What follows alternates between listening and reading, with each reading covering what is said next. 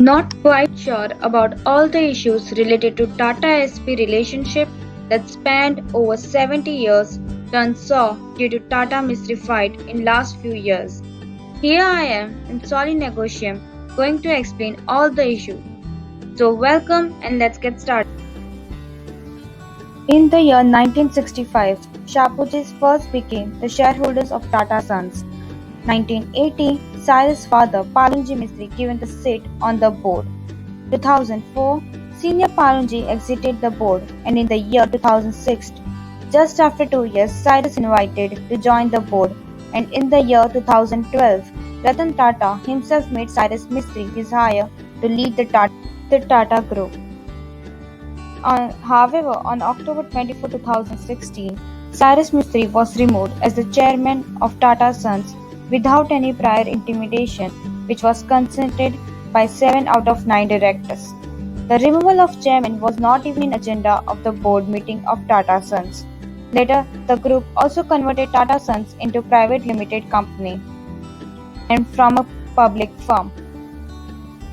But the representative of Tata says that Mistry had been taken aside by Ratan Tata himself just moments before the board meeting and offered a chance to step down.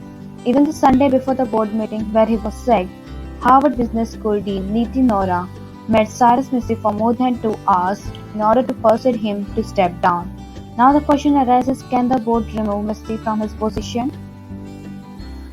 To which the Mistry contends that, as required under Article 121B of AOA of Tata Sons, no notice has been placed before a board for bringing an agenda for consideration. Also, no committee was formed for the removal of the incumbent chairman as required under Article 118 of Articles of Tata Sons. To which the defense stated that Article 121 will only apply to a fresh meeting or a fresh notice is given for the first time and will not apply to a case of an ongoing board meeting. Also, as per Secretary Standard on meeting of Board of Directors, if any special majority or the affirmative vote of any particular director is specified in the article, the resolution shall be passed in the assent of such special majority or affirmative vote. Therefore, Article 121 should be read with Article 104A of the AOA of Tata Sons and should not be held arbitrary. So, what are the reasons for his removal? The main reason for Mistry's removal as a chairman was loss of confidence since he failed in providing proper guidance and support to the group and also showed lack of governance during his tenure, including the acquisition of Welspun Renewable Energy Limited by the Tata Power Limited, which was remained in dark from the Tata Sons and at the time when Tata Power was already in a debt. Another reason was Tata Docomo, which should be prevented from going into court, but Cyrus Mistry wasn't able to do so. And the last is conflict of interest since Mistry already has its own family business, that is Shapoorji Pallonji Group. A third question which arises is whether the conversion of Tata Sons from public limited company to private limited was valid. An attempt to convert Tata Sons, a public company which involves control of over 100 operating companies, including 29 listed and public companies, to a private limited company was effected by the ROC in view of the definition of private company as defined under Section 268 of the Companies Act 2013 is valid. Tata Sons was initially a private company, but after insertion of Section 43A(1)(a) in the Companies Act 1956 on the basis of average annual turnover, it assumed a character of being a public company. The last important question is, why should Tata Trust, set up for charitable purposes and given tax-exempt status, be allowed to control one of India's greatest industrial empire? Tata Sons Private Limited is the holding company of Tata Group, which does not carry out any specific business, but holds the bulk of shareholdings in the Tata Group companies. The Mistry family owns around 18% shares of Tata Sons.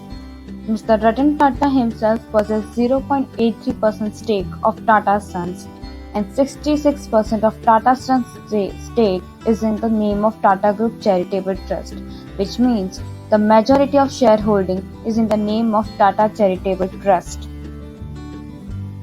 As a result, the role played by Tata Trust, the majority shareholder of 66% in Tata Sons, can exercise their power under Article 75, wherein, without any notice or reason, it can take over the minority shares.